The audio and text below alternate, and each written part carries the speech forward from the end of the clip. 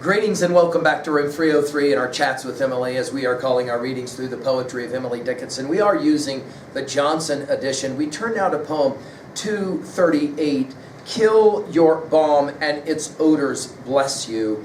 Another master poem, that is to say a poem dedicated or referencing or seems to suggest some kind of very influential person in Emily's life. She called him master. It isn't abundantly clear who this individual is. Alfred Herbert, the great scholar of Emily's work, calls this a shocking poem, and I think there's good reason to consider it a shocking poem. We'll obviously have to try and ask why. And Emily's struggle to try to gain acceptance, maybe even love. Our assumptions are that you've been following our stuff at learnstrong.net. Down that left-hand side, Chats with Emily, our playlist. I'm hopeful that you've already worked through our set of introductory comments. I'm hopeful that you as well worked through our preceding 237 poems. We just finished with 237. I think just how my shape will rise. Now, we have already seen in several other poems, and we'll see this possibly as well in the poem to follow, that Emily has a certain kind of identification with Christ. If not Christ, certainly the Christ figure, as we might say it. So, for example, you'll remember that on the cross, Luke reports in Luke 23:34 that Christ will say, "Forgive them, those who have crucified him, for they know not what they do." This idea of forgiveness, especially because the individuals who need to be forgiven are less than aware of exactly what's going on. We're going to see something very similar here in this poem. Now, is it a poem about love? Is it a poem about sacrifice?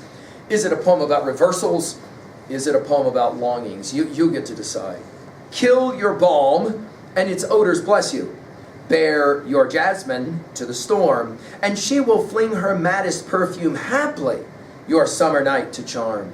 Stab the bird that built in your bosom. Oh, could you catch her last refrain? Bubble, forgive, some better. Bubble, carol for him when I am gone.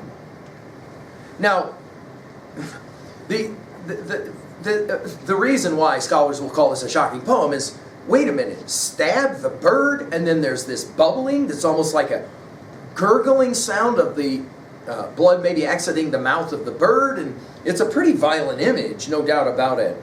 It begins with kill, and of course it moves to stab, and then there's this notion of after I'm gone, okay?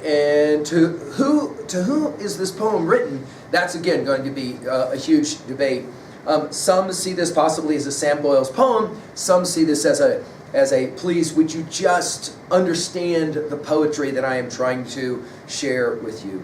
Notice we begin first of all with the idea of sacrifice, and yet the reversal of that sacrifice, or Emily's willingness to put up with any amount of abuse to get the thing she wants. Kill your balm, and its odors bless you.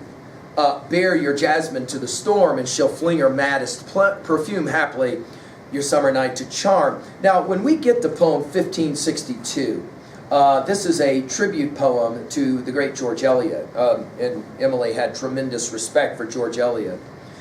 She writes it this way about George Eliot: her losses make her gains ashamed. She bore life's empty pack as gallantly as if the east were swinging at her back. Life's empty pack is heaviest, as every porter knows. In vain to punish honey, it only sweeter grows. Again, this idea is, I think, being carried out here as well. You know, in other words, there is no way that you can really destroy the balm or the jasmine because there are lingering effects. And of course, the end of the poem, After I'm Gone, starts to help us know how to read this. Notice, if you bear your jasmine to the storm, she will fling her maddest perfume. And when we get to 435, much madness is divine sense. Emily loves this idea of madness and what it is that makes us mad. Your summer night to charm. Notice we go from charming to caroling by the end of the poem. Stab the bird that builds in your bosom. Now, obviously, this is, if she's writing this poem to a would-be or potential lover or admirer, she obviously can suggest that it doesn't matter what you do. I will hope that you still will remember me and possibly even hope that you will remember and appreciate my poetry. Now, you will remember from poem 205, let's go there really quickly. Do you guys remember this one in terms of her use of the word stab?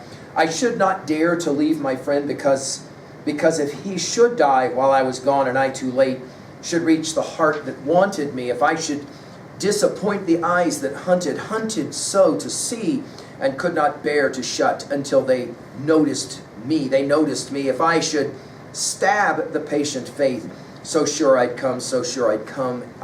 Listening, went to sleep, telling my tardy name.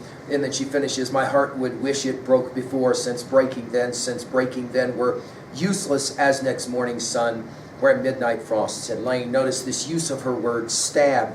And then when we get to poem 1420, she'll play the game this way. One joy of so much anguish, sweet nature has for me. I shun it as I do despair, or dear iniquity. Why, birds a summer morning, before the quick of day, should stab my ravished spirit with dirks of melody as part of an inquiry that will receive reply when flesh and spirit sunder in deaths immediately. This idea of, it's a violent word picture, yes, this idea of stabbing the bird. Stab the bird that built in your bosom. Notice it's back to the you of the first line. Oh, and again, we've seen this, how she'll do this. It's almost like a sigh. Yes, it's almost like a word that stands in for so many of her dashes. Oh, could you catch her last refrain? That is to say, okay, if you were to stab the bird in your bosom, in other words, to get rid of your admiration or your affection or your love for me, could you still remember the last refrain? And then this bubble that's repeated twice seems to suggest almost like a gurgling effect. It's amazing what Emily's playing with here. Bubble, forgive. And this obviously takes us to the Luke 23:34 passage. Forgive them, for they know not what they do. Forgive. And then some better, notice in quotation marks. And then again, bubble. Some have said that maybe this some better is, I hope that after I'm gone you can find a better poet than me. Obviously there's a very interesting reverse kind of psychology at play with that line, right? And then she says, her last refrain, if you were to get rid of me, stab the bird, still I would be caroling for him when I am gone. In other words, I'm going to continue to want to sing for you, even if you decide to get rid of me. There almost seems to be a suggestion that Emily is not going to give up, no matter what this individual recipient of this idea, this poem is. Doesn't matter. I'm still going to try to continue to carol for you, regardless of how you treat me. At 2a, the message here seems to, I mean, it's complicated, right? But maybe true love requires a certain level of sacrifice, although this poem can obviously be read satirically, and obviously the key word of stab is what we'll focus on at 2b. At 3a, well, poem 1562 does come to mind, and this is an interesting one. When we come to this poem, we'll come back to it to remind ourselves. Again, that George Eliot set of lines. Her losses make our gains ashamed. She bore life's empty pack as gallantly as if the East were swinging at her back. Life's empty pack is heaviest, as every porter knows. In vain to punish honey, it only sweeter grows. And many have commented that George Eliot is for Emily someone that she looks to as a representative of the very thing she's speaking about here.